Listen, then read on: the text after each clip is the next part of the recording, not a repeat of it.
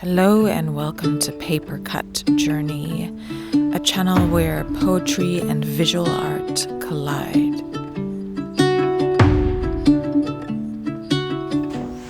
Hi, so today's video for the first time is really gonna engage with process a little more deeply. And I'm going to speak specifically about poetry exercises and how powerful poetry exercises can be. It's a way to trigger inspiration and creativity and get your words flowing. But I think the most crucial thing about poetry exercises is that it creates a structure, more of a rigid structure that has boundaries and rules that you have to follow. And so you cannot go over those boundaries and rules because you've set them for yourself and this is the path you must follow. Now, there are hundreds and hundreds of different poetry exercises that you can engage with, that you can search it on the internet, find lists of poetry exercises to prompt you if you don't have any ideas. So they're everywhere. They're in books, everywhere, easy to find. One example could be, think about the first memory that comes to you and describe the subject, the action, and the intent. So that's one I just made up, but it means that because you have to think about your very first memory that comes to you, you kind of have to stick with that, and it gets you writing faster. For someone who has a million creative thoughts that become incredibly tangential, and one thought will branch off to another and another and another, and then it just gets overwhelming. So this is what happens to me as someone with ADHD. The idea of rules and boundaries is really calming and helpful. They can be difficult to create because your brain is just so busy. But the poetry exercise is just like an amazing way for me to make sure that I follow the rules I've set out for me and that I actually produce something instead of being overwhelmed. Yeah, so this particular exercise, what I did is exciting. I wasn't reading a lot and I needed an excuse to get myself reading and get up early in the morning. I said, okay, I'm gonna get up and I'm gonna read.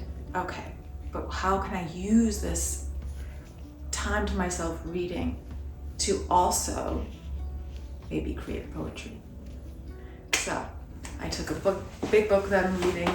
First, when I approached this exercise, I thought this poem is going to be like a call and response, like a response to that specific narrative. But then I realized this is not really going to work that way because the location which the story is based is not a place I am familiar with enough to be that direct, and it wouldn't be appropriate for me to react in that way. And so the best way is to really just to draw inspiration and use it as a trigger rather, and just see what happens. So that little rule I loosened because it didn't make sense, and it was uncomfortable. It didn't work. So I did draw inspiration from very specific imagery as well. There was a character in the story who had an embroidered hat on, and the embroidered, I just love that word. I love embroidered, and it evokes so much sensual information. The tactile, soft feeling of the embroidery, the emotion of like care and attention to detail and carefulness and nurturing. It has all these different ideas swimming around in embroidery and detail. And so I really loved that, and that was included in the poem. So every 2 pages I wrote down a line, And then I looked at those little summary lines I created, and which responded to, really universal human things that were happening in the story. But were rooted in specifics or culture or anything like that. Then I wrote the poem and looked over it and reread, and that's when a lot of editing just instinctually happens.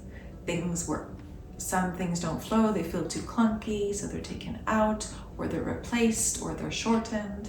And then finally I write out a neat and tidy version of the poem because my writing is really messy. So I rewrite the poem, and even in the rewriting, I will find other words that I prefer to replace with the original words I put down to paper that just flow better, sound better, or convey the idea better that I'm trying to get across. So that was my process in this for this specific poem I'm showing you. And yeah, I might use that exercise again. What I'm going to do is I'm going to show you what poem came out of this exercise, and show you the first few edits that I have done so far. And some of the edits happened as I was writing, and some just right after when I reread through the original. So it starts off, she sang for men who wanted more. Her mother's grave, now a perfect picture, locked in memory. A voice like a bird. And there I just decided I felt a line break was necessary, so I moved that down here. A voice like a bird with many registers, dipping and surfacing with such fluidity. So originally I had to put such there, and then I reread it and thought that's an unnecessary word, crossed it out. And it changes too, with many registers, dipping and surfacing with fluidity. Her sister would carry the burden of their struggle in her body, while she would release it into song. Every cut of a man's hand, wrapped in wealth, would sink into her poetry, a healing force, her superpower. She is aware her body can take a lot, just as an animal has bared its own demise. Its gut and skin stretched and tightened into a stringed instrument to shape music, to carry her song. She gives, the original word was gives. She gives thanks to this gift every morning. I went back, reread it, and thought that offer was just worked better with gift and felt more fluid when reading it out loud. So I said she offers instead of gives. She gives thanks to this gift. She offers thanks to this gift every morning before tea, before the sun's cloak surfaces. Now this line, I'm not sure if it's completely resolved. It's personification of the sun. Before the sun's cloak surfaces. So it's wearing, as if the sun is wearing a cloak. But when you read it out loud, before the sun's cloak surfaces, I'm not sure if that reads well as that the sun has a cloak. It might not quite click or make sense there. But also, apostrophe is needed. Just put that in there, apostrophe. Just show possession of the cloak. With wit and articulation, she charms men to forget their burden as it flies from their body to hers. Okay, so a reminder of men also having burdens and placing them on women, but not forgetting sort of their humanity in that as well. Makes relationships, how you see the characters in this poem a bit more complicated. One more day, one more step on the ladder that is this life. Her second nature is to weave music. It happens in sleep.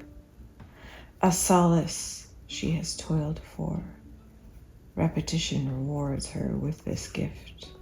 She has struggled, it said, with woman. So I wrote it as, she has struggled with woman to make this beauty.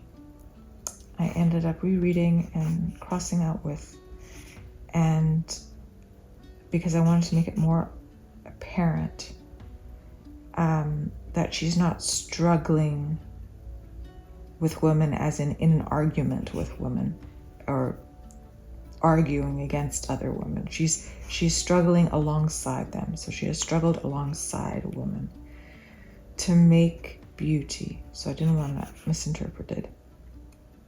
But also alongside is a nice word for that line. She has struggled alongside woman to make beauty of their memories.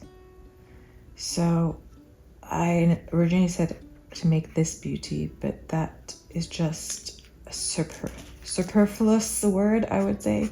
It's not necessary. So to make beauty, just get right to the point. Of their memories, a love embroidered onto hearts. That's that word embroidered that I loved so much. And it just stuck in my head when I was reading an excerpt from that book. The character in the book had a hat with embroidery, an embroidered hat on. So a love embroidered onto hearts. You can feel like you can see someone sewing into a heart almost with that imagery. So a love embroidered onto hearts. Hers, her sisters, and her mother's. This familial memory will be marked down in ancestral memories. What my first word was? Yes, repetition. So up above here said this familial memory will be marked down in ancestral. Instead of saying memory, I put in ancestral history, which actually works better anyway, because you think of ancestors, you think of history, and then there's personal history. So our ancestral history is actually our personal history. And the ancestral is connected to the familial and already connected to memory. I don't need to repeat memory again. It just sounds nicer to have a new word there too, and it's relevant. So this familial memory will be marked down in ancestral history. Future generations will make known her contribution. So I originally put future generations will make known this contribution. I needed to bring it back to the main character, and I felt like we need to be reminded of her there, of the focus of the poem is on this one woman. Will make known her contribution as love is embroidered once again. So I'm just hearkening back to the embroidery earlier. It's nice to bring up repetition can work beautifully in many instances when it's very purposeful, and this is very purposeful. As love is embroidered once again. We're reminded of that imagery because it's a powerful imagery that I really want to come back to. As love is embroidered once again onto the hearts of many. And back to the heart too, the visual of the heart. Then I rewrote it again over here. And I ended up changing a few words here and there. I have to find, let me see if I can find where that changed.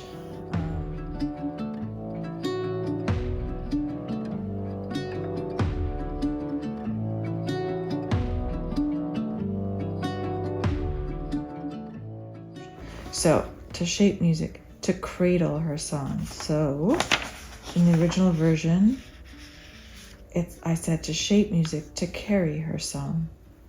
Carry her song. And here's to shape music to cradle her song. They both work really well, but I wanted to get that sense of gentleness and care. And so cradle really does that. Cradle her song. So that's one example of a change I made. As you can see up here, I do not have any title. I might just read it a few more times and decide on a title later. Sometimes titles come to me really quickly, but most of the time, a title comes later. Unfortunately, sometimes it's an afterthought, but it shouldn't be. You know, if you're really stuck for a title too, you can just go through your poem and find something, a visual within your poem that you feel suits the entirety of the poem, and you can use that. You can use a line from your poem or a few words from your poem reorganized, whatever, as long as it has some sense of referencing the whole in some way. Yeah. Thank you so much for watching, and I hope you can take inspiration from my process. I'm really hoping to post at least 5 days a week. I've missed a week and a half, but I've been pretty consistent otherwise. If you have your own writing ideas, please write them in the comments, and check out all my other visual poems and readings, and please subscribe.